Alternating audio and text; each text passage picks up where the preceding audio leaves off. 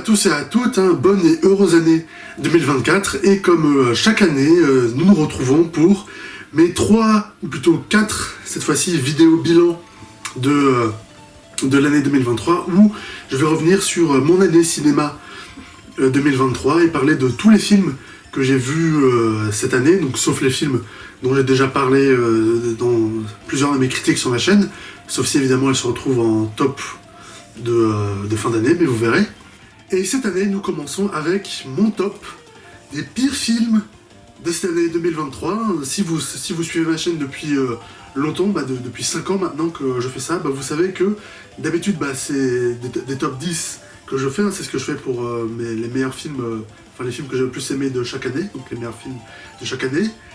Mais j'ai jamais eu un top 10 des pires films de chaque année, j'ai jamais eu 10 films, parce que je pense que je suis plus indulgent que la plupart des gens ou d'autres gens, d'autres critiques sur internet, ou aussi peut-être parce que je vois moins de films, je m'épargne les gros films nuls, mais moi je pense simplement que je suis plus indulgent en général que sur les films que la plupart du temps. Mais cette fois-ci, vous savez, dans mes tops des pires films, il y a toujours eu entre 5 et 6 films que j'estime être les pires que j'ai vus. Cette année, il y en a...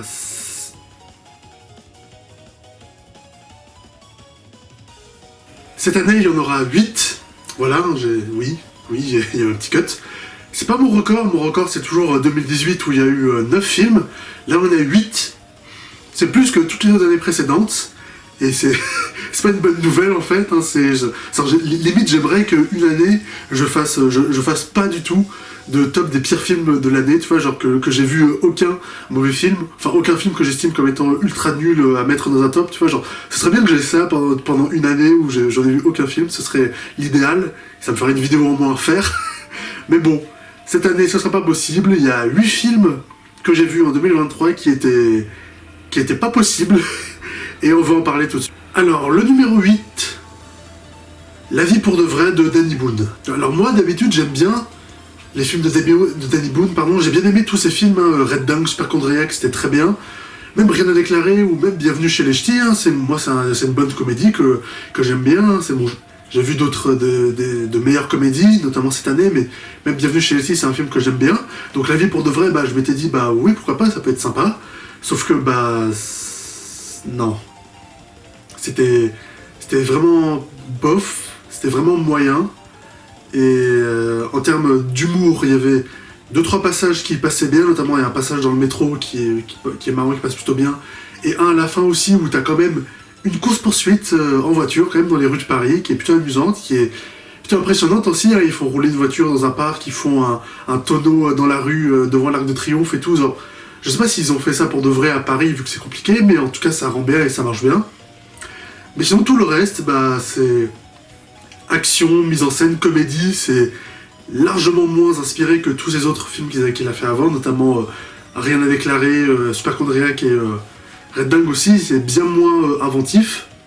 C'est pas non plus horrible ou mal fait, mais c'est juste j'ai trouvé c'est pas inspiré, pas très drôle au final, un peu chiant et juste pas très intéressant, tu vois, c'était vraiment décevant, pas terrible. Et maintenant, nous passons au numéro 7, et je suis assez triste de le mettre dans ce top des pires films, parce que c'est Le garçon et le héron de Hayao Miyazaki. Voilà, c'est Miyazaki, ultra connu, ces films incroyables, je les adore tous, quasiment tous, je les adore tous, et la moitié de la filmographie de Miyazaki fait partie de mes films préférés de tous les temps. Ça faisait 10 ans qu'il n'avait pas fait un film, je crois que Le vent se lève, c'était 2013 ou 2014, donc son nouveau film était ultra attendu, mais Le garçon et le héron, non, c'était moyen, c'était vraiment pas terrible, c'était vraiment pas terrible du tout. Le seul point positif, c'est l'esthétique, évidemment, c'est l'animation et aussi l'univers visuel de ce monde onirique qui est magnifique, qui est ultra créatif, ultra beau.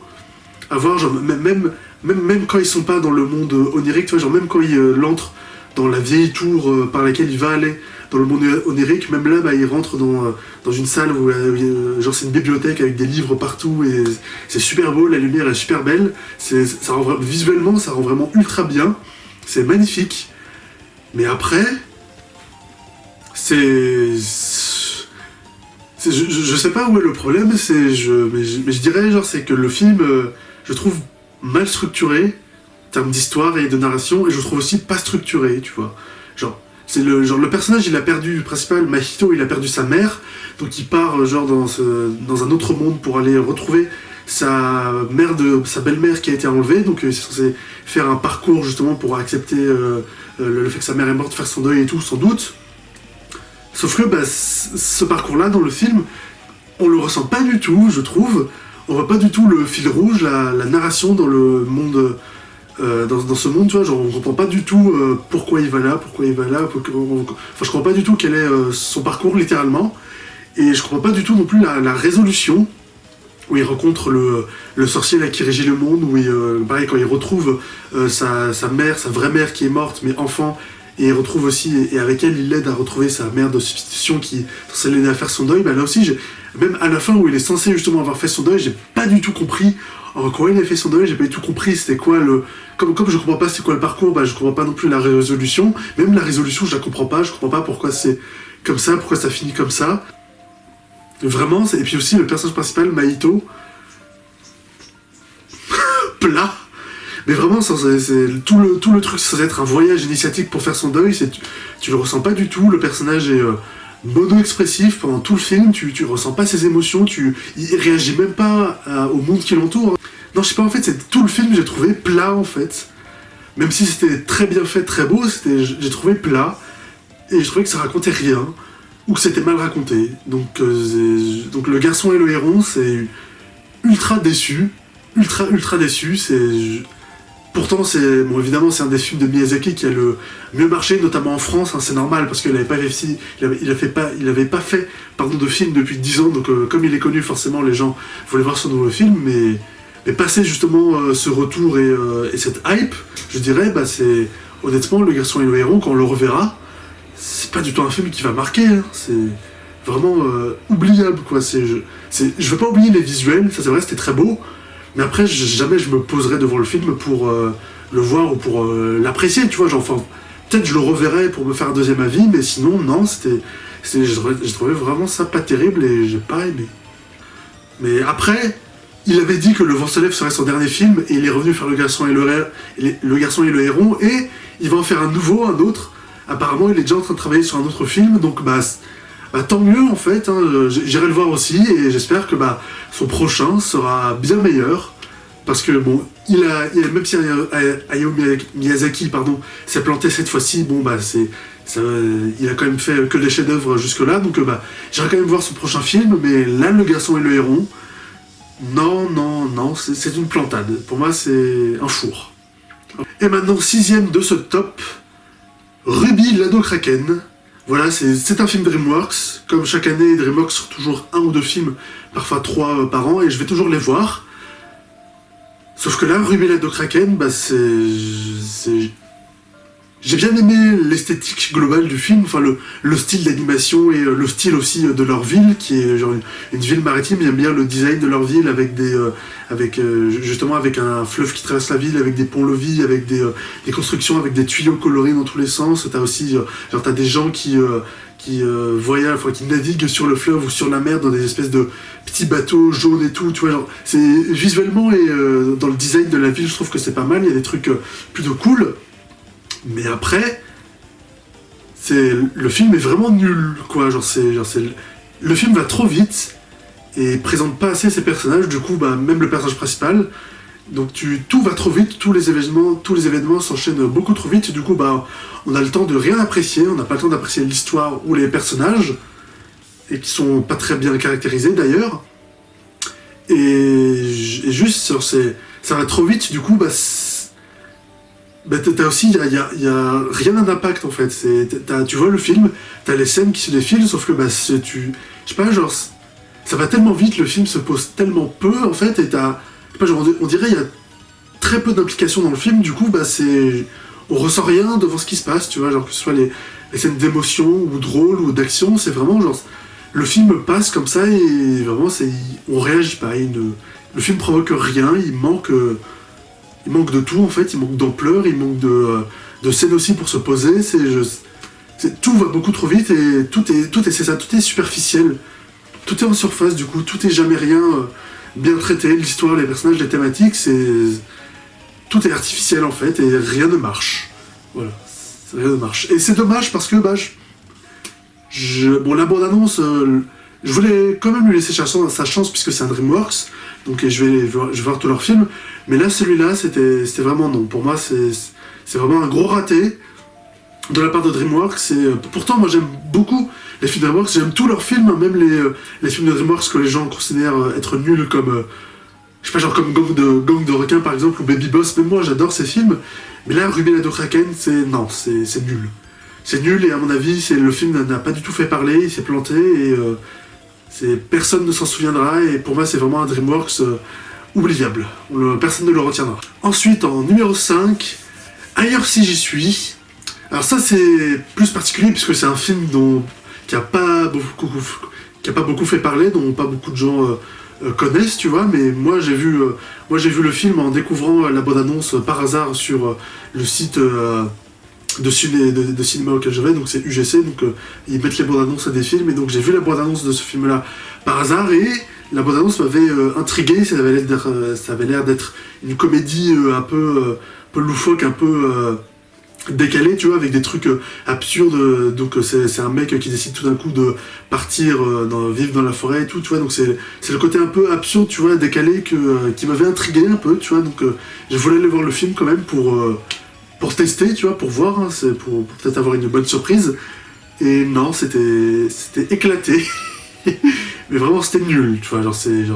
La bande-annonce te vendait un petit peu une comédie.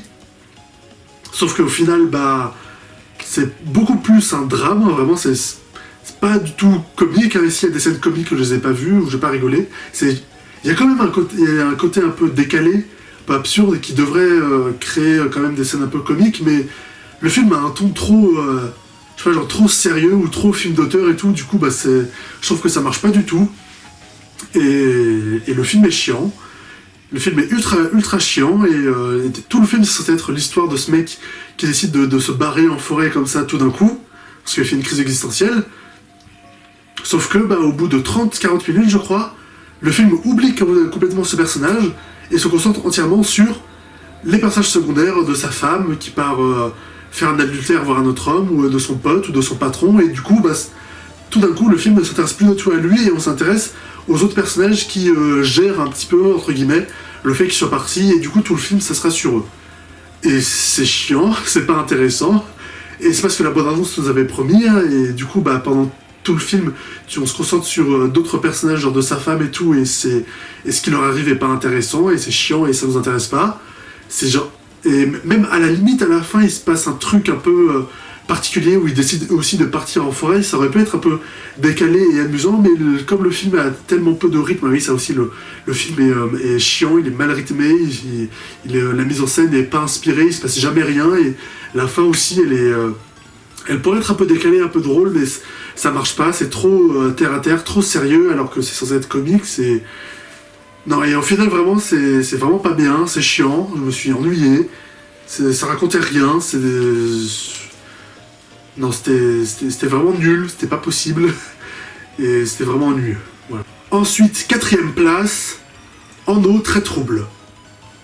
Je suis ultra déçu, ultra déçu, parce que le premier En eau très trouble, vous vous en souvenez peut-être pas, mais justement le premier est sorti en 2018, j'en avais parlé, j'en avais fait une critique à l'époque, et j'avais dit que le film avait marché et qu'il ferait une suite.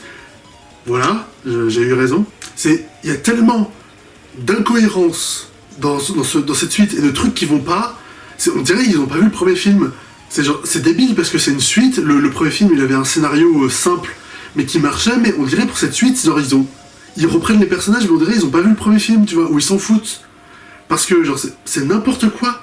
C'est n'importe quoi, il y a tellement de trucs qui vont pas en termes de scénario, il y a beaucoup de trucs, donc je vais tout lister, hein, mais c'est vraiment catastrophique, tu vois, on dirait ils ont pas vu le premier film. Parce que déjà dans le premier film, ils voulaient justement se débarrasser des mégalodons, puisque c'est un requin géant qui peut tuer n'importe quoi, n'importe quelle créature marine, et être un gros problème pour les humains.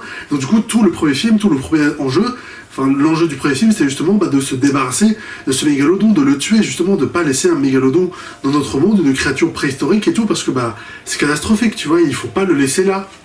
Ça, c'était l'enjeu du premier film, sauf que dans le deuxième film, on te montre que ils ont un mégalodon en captivité. Voilà. Après, t'as aussi un truc tout con, et je comprends pas pourquoi ils l'ont raté, c'est justement la thermocline. Dans le premier film, c'est bien précisé et répété à plusieurs fois que la thermocline, c'est le fond de la fosse des Mariannes. Et c'est ça aussi tout l'enjeu du truc, et c'est ça qui rendait aussi le premier film cohérent. Sauf que là, dans cette suite, ils vont dans une fosse qui est à 8 km de profondeur, et qui a aussi une thermocline où il y a aussi des mégalodons, et d'autres créatures préhistoriques. C'est con. C'est parce que le premier film insistait sur le fait que ce soit la fosse des Mariannes, que ce soit l'endroit le plus profond sous l'eau, c'est ça qui rend tout le truc possible. Sauf que là, s'ils vont dans une fosse à 8 km, donc 4 km moins profond, où il y a aussi une thermocline, où il y a aussi des mégalodons, ça marche plus. Ça marche plus parce que on a déjà été justement à des endroits sous la mer qui sont à 5, 6 ou 8 km de profondeur. Sauf que, mais la fosse des Mariannes, justement, ce qui rend le truc difficile, c'est que c'est la plus profonde. C'est pour ça aussi qu'on a, dans le film, c'était cohérent, qu'on n'ait jamais vu de mégalodon avant, c'est parce que c'est ultra profond. Mais là, dans ce film, ils vont dans une autre fosse, où ils donnent jamais le nom, mais qui a 8 km de profondeur, et où tu as aussi un thermocline. Comme ça. Il y a 2 thermoclines comme ça. Et en plus, ils vont dans une fosse qui est pile sous leur station marine. Alors que dans le premier film, leur station marine, elle est construite au-dessus de la fosse des Mariannes.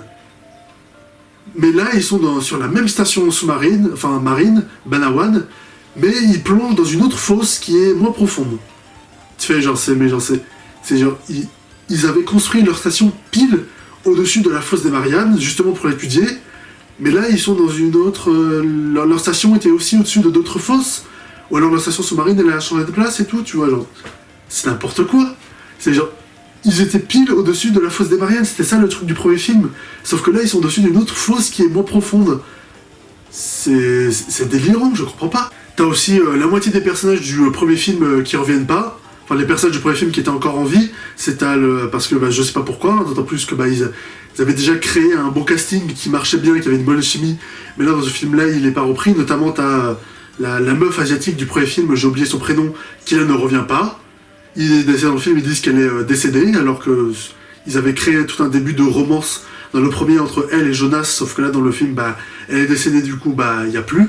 Peut-être parce que l'actrice voulait pas revenir, mais du coup, c'est dommage, tu vois, parce que du coup, t'as un truc commencé dans le premier film, mais là, dans le deuxième, il est, enlevé. Et sur les autres incohérences, dans ce film-là, ils ont 3 mégalodons, donc, qui vont attaquer une île. Et t'as aussi d'autres créatures préhistoriques qui sortent de la fosse. Et t'as une scène où t'as un mégalodon qui se combat contre une pieuvre géante. Et tu sais pas comment finir le combat. Tu sais pas s'ils sont tous les deux morts, si l'un a tué l'autre, ou s'il y en a un ou si les deux sont toujours en vie. Donc du coup, tu sais pas ce qu'ils sont devenus. Et donc du coup, il y a possiblement un requin et une pieuvre préhistorique qui sont en liberté sous la mer. Voilà. Et... Le dernier truc qui vraiment est n'importe quoi, c'est à la fin, t'as leur mégalodon apprivoisé qui s'est libéré et qui va les attaquer. Parce qu'au final, comme ils l'ont apprivoisé, leur mégalodon finit par les laisser tranquilles. Et il s'en va dans la nature. Et il le laisse. Il laisse un mégalodon, donc un requin de 35-40 mètres de long, un requin préhistorique, et il le laisse partir comme ça dans la nature, sur notre planète. Alors que c'était l'enjeu du premier film. Ils insistent bien sur ça, sur le fait qu'il faut l'arrêter, il faut surtout pas le laisser en liberté. Mais là, dans ce deuxième opus, non, il la laisse partir en liberté. Un mégalodon comme ça, un requin préhistorique, il va pouvoir nager tranquillement dans notre monde. Et en plus, ils prennent ça à la rigolade. Et ils font même une petite blague sur le fait qu'elle soit enceinte, parce que oui, ce mégalodon est une femelle, et elle est enceinte, et elle attendait petit. Donc tu as un mégalodon femelle en liberté qui va donner naissance à plein d'autres mégalodons. Et dans le film, les personnages prennent ça à la rigolade. Bon, évidemment, ils ont fait ça pour avoir éventuellement fait un troisième film. Puisque ce deuxième opus, il a bien marché quand même. Hein, il a moins bien marché que le premier qui avait fait 520 millions. Celui-là, le deuxième, il a fait 390 millions, mais c'est quand même un beau score. Hein, c'est quand même rentabilisé. Donc, ils vont, à mon avis, faire un troisième film. Donc, ils ont sans doute mis ça, le fait qu'elle soit enceinte pour mettre en place une suite. Mais c'est con. Mais après, c'est déjà beaucoup que le film soit complètement incohérent et fasse comme si le premier n'existait pas, mais dans les bandes annonces, le film se vendait comme étant ultra fun et décomplexé. Hein. Même moi, je m'en suis amusé dans une de mes vidéos cet été parce que ça montrait que j'attendais quand même le film, je me disais qu'il pouvait être cool. Et en effet, le film aurait pu être hyper fun, drôle et bourré d'action. Mais au final, on n'a aucun des trois. C'est déjà parce que l'action est plutôt bien faite dans le film, mais il montre tout dans la bande-annonce. Les scènes d'action avec Jason Statham en jet ski contre des mégalodons, ça aurait pu être ultra cool. Moi, j'attendais grave de voir ça. Sauf que ils ont tout mis dans la bande-annonce. Je déconne pas. C'est toutes les scènes d'action contre les mégalodons, sauf la manière dont ils meurent. Ils ont tout mis dans la bande-annonce. Du coup, forcément, on est déçus. Si j'aurais pas vu la bande-annonce, peut-être que j'aurais aimé, mais... et même, dans la bande-annonce et dans le film aussi, ils te montrent à un moment qu'ils vont utiliser des super grosses armures, enfin des super exosquelettes avec lesquels ils peuvent marcher sous l'eau, et en plus, ils te montrent que ça leur donne une super force, tu vois, genre, tu vois le mec qui brise un rocher avec son exosquelette, et donc du coup, tu te dis, ah ouais, ça peut être cool, tu vois, ils vont se battre sous l'eau contre le mégalodon, tu vois, genre, combat à main nue, tu vois, genre... Pourquoi pas, hein, ça peut être délirant, mais ça peut être fun, ça peut être cool. Zéro. Rien. Il l'utilise dans une seule scène juste pour marcher, mais sinon, après ça, c'est fini. Il l'utilise jamais. Tu vois, et donc du coup, tu te dis, pourquoi vous le montrez en fait? C'est justement sur ces... Si vous montrez avec cette armure que, waouh, on peut briser des rochers, c'est ultra fort, faut la montrer en action après. Sinon, ça sert à quoi de nous l'introduire? C'est pourquoi tu as introduit qu'avec l'armure on peut péter des rochers si après ils font pas des trucs comme ça, genre se battre à main nue contre un requin, contre le mégalodon, tu vois. J'aurais préféré voir ça hein, plutôt que de rien voir. Parce que là dans ce film, du coup on s'attend à voir un truc, on nous prépare un truc, tu vois, on nous met en avant ça, mais au final t'as rien. C'est nul. Le seul truc que j'ai bien apprécié du film, c'est le personnage du premier film du noir, qui là pour le coup a une évolution par rapport au premier film, et ça pour le coup c'était vraiment drôle quoi. Genre, dans le premier film c'était justement le mec peureux, simplet, qui a peur de tout le temps, qui n'arrête pas de créer tout le temps, sauf que là dans ce deuxième film, ce mec justement c'est devenu un alpha soldat ultra badass et tout, il a appris à se battre, à faire du kung-fu, il a un pistolet maintenant, il a une arme, et justement il dit que il s'est entraîné par rapport au premier film quoi. Il dit justement que non, le premier film contre le mégalodon c'était n'importe quoi, j'étais pas prêt et tout. Du coup depuis il s'est entraîné, il est devenu ultra fort et ultra badass, et maintenant dans le film tu le vois avec un flingue en train de se battre et tout, en train de mener les gens, en train de faire du kung-fu contre les méchants et tout. Donc tu te dis what, mais ça marche super bien pour le coup, et ça pour le coup c'est le seul truc qui est vraiment cohérent par rapport au premier film, et c'est le seul truc qui est réussi, tu vois, que j'ai bien aimé, c'est ce personnage là. Sinon, tout le reste, c'est ultra giga méga nul. C'est pourri. Le film est censé être Jason Statham contre des mégalodons. Les mégalodons, au final, sont même pas le centre du film, sont même pas la grosse menace du film. Parce que dans le film, il te montrait dans la bande-annonce qu'il y allait y avoir d'autres créatures, genre un poulpe géant. Ça peut être cool, mais au final, en plus du poulpe géant, t'as aussi des... petites créatures, genre des lézards préhistoriques qui se baladent sur l'île, et en plus de ça, t'as aussi une espèce d'organisation de méchants, donc des humains, qui veulent exploiter les fonds marins. Donc t'as 3 gros méchants comme ça dans le film, donc les requins, les autres créatures et les méchants humains. Sauf que final, avec tout ça, ça fait un surplus, tu vois, ça fait un surplus de menaces. Du coup, les requins peuvent pas être la menace principale, puisque t'as aussi les humains, et les humains aussi peuvent pas être la menace principale, puisque t'as les requins et les autres créatures. Et les autres créatures aussi peuvent pas être la menace principale, parce que t'as aussi les mégalodons et les humains. Donc du coup, au final, avoir 3 menaces comme ça en plus, ça rend pas le film plus grand, tu vois. En fait, ça fait juste que rendre... en fait, ça diminue individuellement chaque menace, tu vois, genre ça rend chaque truc plus insignifiant, moins impressionnant, et au final, ça va être un gros film avec plein de menaces, avec plein d'enjeux, mais au final, on se fait surtout chier. Hein. C'est malgré le fait qu'il y ait plein d'actions, c'est comme l'action, on l'a déjà vu dans le film, elle est pas très impressionnante, pas très fun. Il n'y a même pas la recherche du premier film de créer quelques scènes de tension et tout, de suspense pour faire un petit peu l'hommage en dents de la mer et tout, tu vois, genre non, il y a rien de tout ça. En fait, je me suis surtout fait chier dans le film, et surtout le film, c'est que de l'action tout le temps, et au final, il n'y a pas d'émotion, il n'y a pas de... surtout pour les personnages, alors que oui, dans le premier film, il y avait quand même un attachement qui était créé au personnage avec Jonas et son ex-femme, qui là ne revient pas, avec Jonas et la petite fille et sa mère. T'avais aussi tout le rapport entre la fille, justement chinoise, et son père. T'avais quand même des relations entre les personnages qui étaient créés pour créer quand même un semblant d'émotion, un semblant de caractérisation dans le premier film. Ce qui faisait qu'on s'attachait quand même un peu à eux. Là, dans ce film, il n'y a rien. C'est vraiment, genre, ils font que faire des blagues et courir dans tous les sens et avoir l'air paniqué pendant tout le film. Et sinon, à part ça, il n'y a rien. Et même la petite fille qui maintenant a grandi, qu'ils ont repris du premier film, ils auraient pu avoir une relation parfaite avec Jason Statham, sauf que comme le film fait que de l'action tout le temps, non-stop, du coup, il n'y a rien d'autre, tu vois, il n'y a pas d'émotion, il n'y a aucun lien entre les personnages, du coup, c'est juste chiant. J'ai même cru à un moment qu'il allait y avoir un petit commentaire comme ça sur la parentalité, puisque tu vois, à un moment, t'as la petite fille qui du coup est orpheline, puisque sa mère est morte, et elle voit le mégalodon en captivité, qui justement, comme elle a été élevée en captivité, elle n'a pas ses parents. Donc du coup, t'as un moment, la petite fille, elle va voir le mégalodon, et elle dit « Ah, toi aussi, t'as perdu tes parents, toi aussi, t'es seule et tout, toi aussi, t'es orpheline comme moi. » Donc je me suis dit « Ah, peut-être qu'ils veulent essayer de travailler un truc comme ça entre le mégalodon élevé en captivité, la petite fille qui est orpheline et tout, mais non. » Parce qu'encore une fois, comme le film fait que de l'action non-stop tout le temps, il faut rien d'autre, pas de développement avec les personnages ou même dans l'histoire tout court, hein. C'est que de l'action, une suite d'actions, même pas fun, et au final, je me suis juste fait chier, tu vois, alors que c'est quand même de l'action avec des mégalodons et tout, mais c'est même pas impressionnant, c'est pas fun, et au final, je me suis juste ennuyé devant ça. Et ouais, non, c'était vraiment giga nul. Grosse déception. Après, le troisième film, parce qu'ils en feront un, parce que le deuxième, il a quand même marché. J'irai quand même le voir, parce que le premier, je l'aime bien, ils peuvent faire quand même un truc très sympa, mais... Ouais, non, ce deuxième film-là, je ne reverrai jamais, oubliable, c'était nul. C'était vraiment très très nul. Et maintenant, numéro 3, le troisième des pires films que j'ai vus en cette année 2023, Suzume.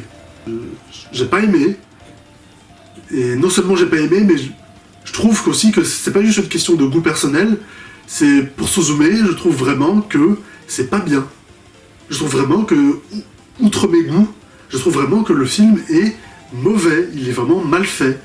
Tu vois, Et un des plus gros problèmes pour moi que je trouve dans ce film, c'est la narration et la structure de l'histoire. Je trouve le film est ultra mal construit. Le film en gros dure 2 heures, et t'as je crois 1h30, la première heure et demie de film est ultra répétitive parce que c'est toujours la même chose. Il y a le ver géant qui apparaît, qui menace de tout détruire, il y a Suzume et la chaise qui vont à l'endroit où le fer sort, donc la porte, et la ferment, et après ils vont dans un autre lieu pour suivre l'esprit qui s'est transformé en chat, donc Daijin. Et c'est ça 3-4 fois pendant la première heure. Et c'est tout le temps pareil. Donc c'est ça, donc déjà c'est chiant, parce que la première heure c'est vraiment que ça, c'est le même schéma qui se répète encore et encore en boucle, sans variation, sans petits changements, tu vois, non, c'est vraiment juste toujours la même chose. Ils vont à une ville, il y a une porte qui s'ouvre, il y a le verre qui apparaît, ils vont à la porte pour la fermer, ils la ferment et pareil ils s'en vont. Et c'est que ça pendant 4 fois pendant la première heure et demie de film. Que ça. Donc c'est 3-4 fois la même chose. Et après, à la fin, quand t'arrives donc c'est chiant, je l'ai dit, c'est mal fait. Et après, à la fin, quand t'arrives à Tokyo, tu penses que c'est la fin du film, puisque la scène à Tokyo se voit un petit peu comme un climax, tu vois, enfin comme un climax. Tu te dis, ah ouais, c'est le combat final et tout, c'est la fin. Sauf qu'au final, non, la tension redescend.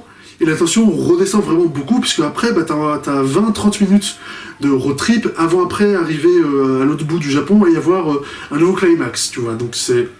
Donc t'as la première heure, 1h20, qui est répétitive et chiante, puis après t'as 30-40 minutes de road trip chiant où la tension redescend et où tu te fais chier, et à la fin t'as un gros climax.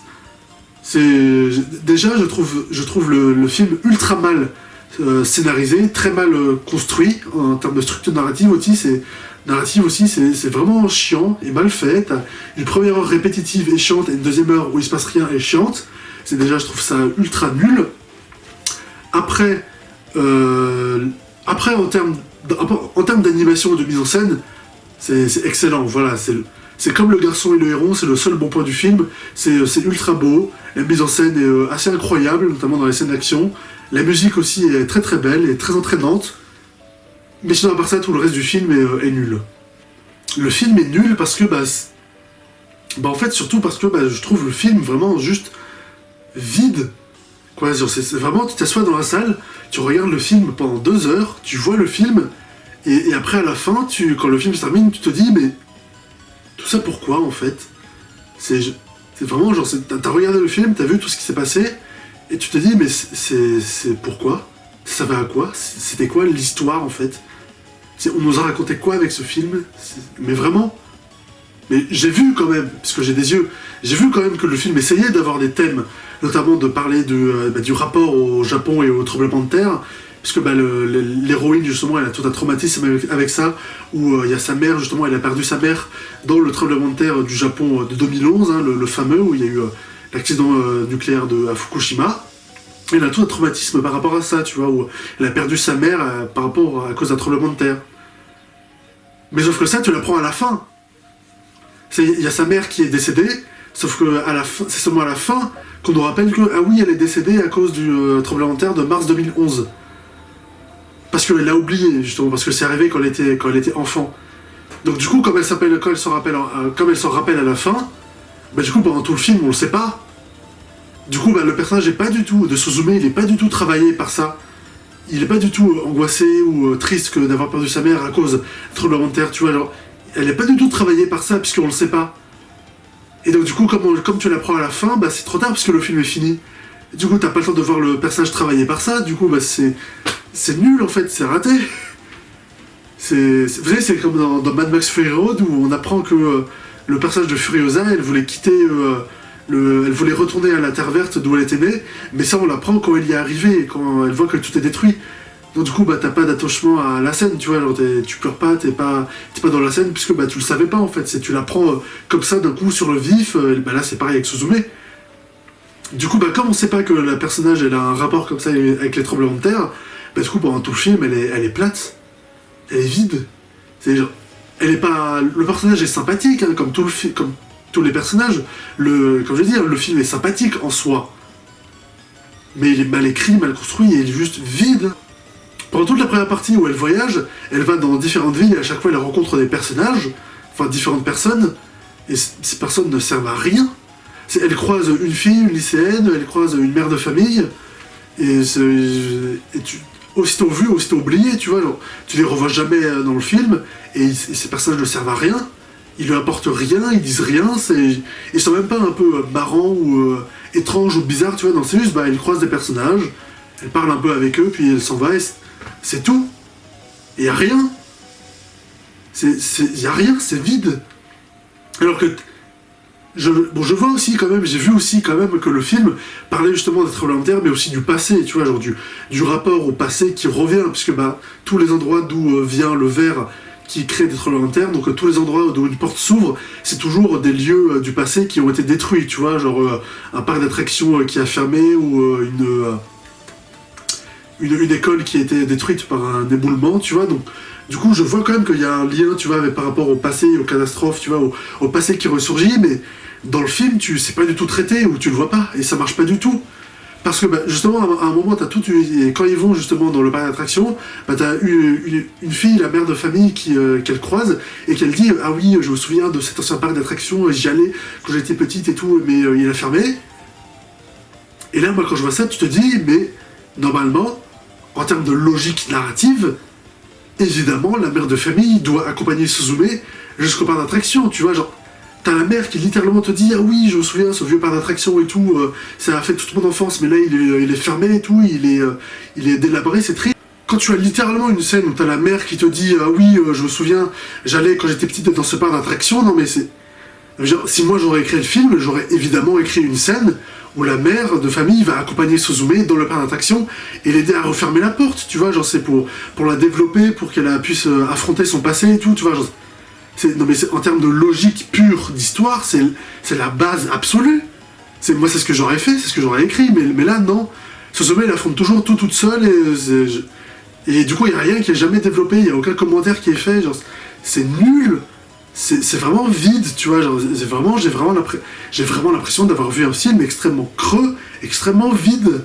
Et en plus, il y a des trucs aussi que je trouve incohérents, qui n'ont aucun sens, genre le personnage de Suzume et sa relation avec Sota, le mec beau gosse qui est transformé en chaise. J'ai pas compris leur relation. C'est parce qu'ils voyagent justement tous les deux, et arrivé au bout d'un moment où Sota se transforme en pierre et meurt, entre guillemets, t'as Suzume qui pleure, qui en peut plus, tu vois, qui est au bout de sa vie et qui dit non, ne t'en vas pas, je veux pas que tu partes, je peux pas imaginer vivre un monde sans toi et tout, et tu fais mais à quel moment développer à ce point des sentiments pour ce mec? C'est genre, ils se connaissent depuis une semaine, même pas. Et pendant tout ce temps, elle était transformée en chaise. Donc c'est à quel moment elle a développé des sentiments pour lui à ce point? Tu le connais depuis 5 jours. Et pendant tout le temps où vous étiez ensemble, vous passez plus votre temps à vous battre contre le verre ou à vous envoyer des pics que vraiment à vous rapprocher et tout, tu vois, genre c'est... Mais je crois pas du coup pourquoi elle dit « Ah oui, je veux vivre avec toi et tout », tu fais « Mais tu le connais pas. Et c'est une chaise. C'est n'importe quoi. Ou alors comme c'est la chaise que lui a faite, que l'a construit sa mère, bah du coup elle fait un transfert de sa mère sur le mec qui est transformé en chaise. C'est chelou. Le film est ultra mal rythmé, ça marche pas du tout, parce qu'il est mal construit, et au final tu te fais juste chier, mais vraiment chier, pendant tout le film, je me suis ennuyé. Pourtant je suis allé voir le film 2 fois, hein, c'est vraiment justement, quand je vois ce genre de film, où je vois du potentiel mais où j'aime pas, je vais toujours le revoir une deuxième fois pour lui laisser une deuxième chance, mais même là avec un deuxième visionnage, vraiment j'aime pas Suzume, tu vois, genre vraiment je trouve le film pas intéressant, ennuyeux, et juste creux, tu vois, genre... Il n'y a rien dedans. Il y a même des trucs de montage bizarres, je sais pas du tout compris. Il y a un moment où Suzume parle avec sa tante, qui est sa mère adoptive. Elles sont en train de se disputer, la tension monte. Puis après, tu sais pas pourquoi, genre sa mère, elle fait une tête bizarre, elle s'arrête, et t'as un chat géant qui apparaît derrière elle, donc c'est un autre esprit. Puis après, elle s'évanouit, les discussions s'arrêtent, et le chat monte dans leur voiture, et la mère de Suzume, enfin sa tante, s'en va et tout, tu vois, genre c'est... Et la scène est ultra bizarre en termes de ton et de montage, et j'ai vu cette scène, j'ai pas compris ce qui se passait, c'était vraiment ultra bizarre, et j'ai pas du tout saisi c'était quoi cette scène. Si vous voyez de quelle scène je parle, mais je trouve cette scène c'est bizarre, j'ai pas compris ce qui se passait, et non c'était vraiment nul, c'était vraiment ultra creux, et vraiment je comprends pas du tout pourquoi il y a autant de gens qui l'aiment. Suzume, j'ai vraiment pas du tout aimé, c'est vraiment clairement l'un des plus mauvais films que j'ai vu cette année, mais vraiment sans aucune hésitation. Ensuite, numéro 2, Gran Turismo. Voilà, je m'attendais à rien avec ce projet. Bah c'était nul. Mais vraiment. Et pour moi, ce problème, non seulement j'ai pas aimé, mais je trouve aussi vraiment que le film, là aussi, comme Suzume, c'est pas juste que j'aime pas le film, c'est j'aime pas le film, mais même en soi, je trouve le film mal fait. Et ça pour un problème très simple, c'est que le film va beaucoup trop vite. Le film, le montage, le rythme est beaucoup trop accéléré à mon goût, et même je dis à mon goût, mais je trouve vraiment ça va trop vite. Le film, du coup, a toujours... Le film avance sur la ligne droite, tu vois. Il a toujours le même rythme, le même ton, parce que tout le film va beaucoup trop vite, c'est dans son montage, dans son rythme, tu vois. Du coup, il y a aucune scène qui a le temps de se poser, il n'y a aucune atmosphère qu'on peut ressentir, qui peut se poser, il n'y a rien, il n'y a aucune ambiance qu'on peut vraiment apprécier dans le film qui peut se poser, puisque tout le film avance en ligne droite avec toujours le même rythme, et ça va beaucoup trop vite. Ça va beaucoup trop vite, du coup on a le temps de rien apprécier du tout. On n'a pas le temps d'apprécier son entraînement, on n'a pas le temps d'apprécier son évolution, parce que tout avance trop vite, tout est monté. Le film entier est monté comme une bande-annonce en fait, ou comme une pub.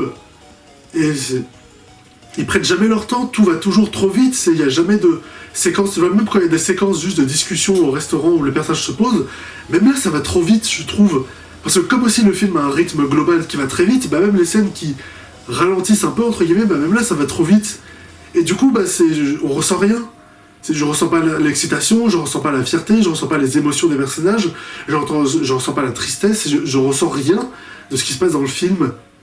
C'est même les courses poursuites, justement, enfin les courses de voiture, même là, je sais pas ce qu'ils ont fait, c'est typiquement les courses de voiture, elles sont foirées dans le film. Elles sont pas trop mal filmées, mais en termes de montage, ils montrent pas les courses de voiture en entier. Ils montrent le début d'une course, puis après tu vois la voiture qui tourne un peu, puis après t'as une ellipse, et hop, on te montre, hop, tour 27, puis tour 30, puis tour 40, tu vois, et on te montre pas la course en fait. On te montre des petits panneaux comme ça qui te montrent que la course avance, mais on te montre pas la course en soi. Et du coup tu fais, mais c'est débile du coup. C'est un film sur des courses de voiture, et tu vois pas les courses de voiture. Du coup, ils te montrent pas vraiment une course du début jusqu'à la fin, ils te font des montages comme une bande-annonce, tu vois. Ou comme une AMV, tu vois, parce qu'ils mettent de la musique dessus, mais c'est vraiment ça, le film est monté comme une AMV ou une bande-annonce. Et Et pourquoi pas après ça pourrait passer, mais c'est juste que là ça passe pas parce que le film c'est un film narratif classique, tu vois, c'est un film de fiction qui te raconte une histoire avec des personnages qui ont un développement et tout, tu vois, donc faire un montage de bande-annonce, faire un montage AMV sur un film qui a une histoire classique, tu vois, avec des personnages et tout, qui ont une évolution, avec un premier acte, deuxième acte, troisième acte, là je trouve que ça marche pas du tout. Parce que du coup tu vois une histoire, mais t'as juste l'impression qu'elle est accélérée. Tu ressens rien, tu ressens jamais rien. Et là aussi, typiquement, t'as toute une scène où t'as la copine du héros, puisqu'il a une copine qui le rejoint et tout quand il est à Tokyo, tu vois, pour une course, et t'as toute une scène où les deux personnages vont à Tokyo pour faire une petite balade et tout, et cette scène aussi, mais elle est ultra accélérée. Cette scène, elle dure 1 minute, mais t'as l'impression qu'elle en dure 3 parce qu'ils te font des plans dans tous les sens qui durent même pas une seconde, où tu les vois marcher et tout, aller dans plusieurs endroits, mais t'as des plans qui durent que moins d'1 seconde, et ils te font un gros montage comme ça, et tu vois cette scène, et cette scène, elle est montée, mais vraiment genre comme une AMV, ou comme une vidéo YouTube. Et c'est terrible, c'est pas possible. Du coup, ça passe trop vite, t'as le temps de rien apprécier, tu vois, et vraiment, c'est pas possible.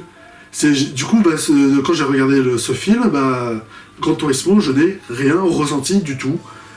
Mais vraiment, le film a glissé sur moi sans me toucher. Je n'ai rien ressenti, ni l'émotion des personnages, ni l'excitation des courses de voiture, ni l'entraînement. C'est rien de rien de rien. Le film a un montage AMV, un montage de bande-annonce, ça va trop vite. Ce film, c'est un film, il y a une histoire. Mais c'est pas raconté comme un film, tu vois, dans la narration, dans le montage, dans la mise en scène, c'est fait comme une AMV. C'est pas fait comme un film, du coup, c'est pas bon, en fait, c'est mauvais. L'histoire, elle passe pas, en fait, comme ça, on peut pas l'apprécier. Tout avance à fond la caisse, non, pas de jeu de mots, parce que là, c'est nul. Et non, je me suis juste ennuyé devant ce film. C'est vraiment, le film a commencé, et je crois au bout de 20 minutes, j'ai senti que, au bout de 20 minutes de film au tout début, j'ai senti que c'était pas bon, que ça allait pas, et après, je m'en foutais, j'attendais juste que le film se termine parce que c'est tellement chiant, du coup, au final, c'est tellement peu intéressant, on est vraiment pas dans le film, du coup, c'est vraiment, j'attendais juste que le film se finisse et j'étais plus dedans, tu vois, je regardais, mais je ressentais rien, donc j'attendais juste que ça se finisse. Ouais, non, c'était vraiment nul. Et maintenant, le numéro 1, le pire film de 2023, pour moi, le plus mauvais film que j'ai vu en cette année. Et encore une fois, comme la plupart des années précédentes, c'est un film français, La Tour. Alors, je suis allé voir ce film parce que c'est un film de genre français qui avait l'air intéressant parce que ça raconte l'histoire de gens dans une tour de banlieue qui sont piégés à l'intérieur parce qu'il y a un brouillard qui se met autour de la tour et qui peuvent pas traverser parce que s'ils le traversent, ils meurent, ils disparaissent. Donc du coup, ils sont obligés de rester à l'intérieur de la tour. Super concept. Sauf que c'est archi mal traité. Déjà, il y a pas de personnage principal. Enfin, il y a un personnage principal, mais on le voit quasiment pas de tout le film. On le voit au début, et puis après à la fin, et c'est tout. Et c'est elle qui est censée lier le film, mais tu la vois quasiment jamais. Donc déjà, tu sais pas qui suivre. Mais après, c'est pas très grave, puisque tout le film, justement, veut suivre tout ce qui se passe dans cette tour de banlieue et montrer comment les gens qui vivent dans cette tour vont recréer une société avec séparer entre les noirs et les blancs, avec les gens qui vivent dans les étages supérieurs et inférieurs, donc ils sont séparés. Sauf que je trouve que c'est super mal traité dans ce film. C'est parce qu'on est quand même dans une tour, mais on se situe jamais dans la géographie en fait, dans la tour. On voit jamais vraiment la séparation claire entre les gens du dessus et du dessous, donc les étages inférieurs et supérieurs, les noirs et les blancs. Tu vois jamais vraiment quels groupes sont créés, et en fait tu vois jamais vraiment rien, en fait, puisque c'est, en termes de narration et tout, c'est difficile de se repérer dans le film et d'arriver à comprendre ce qui se passe, puisque tu vois les scènes qui se passent, tu vois les personnages qui s'énervent, qui en tuent d'autres et tout, on t'introduit plein de personnages sans te dire leur nom, sans te montrer qui ils sont et tout, donc donc du coup, comme il n'y a pas de caractérisation de personnages et comme on se repère pas aussi dans cet immeuble, c'est assez difficile de suivre l'histoire, tu vois, genre tu sais pas trop ce qui se passe, tu sais pas trop qui est qui, tu comprends pas les rapports de personnages et les rapports de force. Il n'y a pas non plus de repères clairs dans le temps, parce que le film va faire plusieurs ellipses. On va avoir un coup 6 mois plus tard, 2 ans plus tard, 7 ans plus tard, même à un moment. Et tu comprends pas pourquoi, parce que tu vois pas vraiment la différence. Hein, tu vois qu'ils ont plus d'électricité, ils vivent dans le noir, et tu vois que les lieux se dégradent de plus en plus et qu'ils savent pas quoi faire, et qu'ils sont obligés de rester là à vivre pendant des années et des années. Ok, mais tu le vois pas vraiment en fait, et tu vois pas aussi pourquoi montrer 7 ans plus tard. Pourquoi montrer aller asseoir dans le futur, pourquoi montrer la suite, tu vois. Et donc c'est un film dans lequel on a énormément de mal à se repérer, on rentre pas du tout dedans, mais aussi on comprend pas bien c'est quoi le but en fait. C'est parce que genre, il n'y a pas de fil rouge, il n'y a pas de but en fait, genre c'est un but, ça aurait été de découvrir un moyen de sortir, tu vois, de partir en fait. Tu vois, alors ça aurait peut-être fait un peu trop américain, mais aussi il y aurait eu un but clair, on se serait investi dans le film. Sauf que là, il n'y a pas de but en fait, et après pourquoi pas. Peut-être que le film c'est juste de montrer cette micro-société qui se crée, mais même là on le voit pas vraiment en fait, on voit pas vraiment les gangs qui se créent, les gens qui se rassemblent pour discriminer les autres, on les voit pas vraiment mettre la main sur les ressources, l'eau, la nourriture et tout, tu vois, genre. Et c'est juste long et chiant, alors que le film dure 1h30, je sais pas, même moins, 1h20, mais c'est juste ennuyeux, chiant, on voit pas ce qui se passe, on est perdu, et en plus, quand je suis allé voir le film, quand je suis allé dans la salle de cinéma, il y avait une dame qui était un rang devant moi qui avait son téléphone allumé pendant tout le film. Déjà que le film était chiant et pas intéressant, mais en plus la dame là qui faisait chier et tout, c'était pas possible. Donc je me suis levé pour aller lui dire d'arrêter, et elle l'a arrêté pendant 10 minutes, mais juste après elle l'a repris, elle a ressorti son téléphone. Du coup je suis redescendu pour lui redire d'arrêter, et là elle a arrêté jusqu'à la fin du film, quoi. Mais après, le film était tellement nul que elle me gâchait rien en fait, mais juste ça me faisait chier, tu vois. Genre le film m'énervait, donc la dame aussi avec son téléphone m'énervait, donc ça cumule, tu vois, mais voilà. Donc voilà, vraiment, La Tour, sans aucun doute, pire film que j'ai vu cette année, horrible, dans tous les sens, vraiment c'était nul. Et voilà, c'est la fin de mon top des pires films de l'année, et c'est la fin de cette première vidéo de mes bilans 2023, donc il y aura par la suite le top de mes meilleurs films et les récapitulations de tous les films que j'ai vus cette année.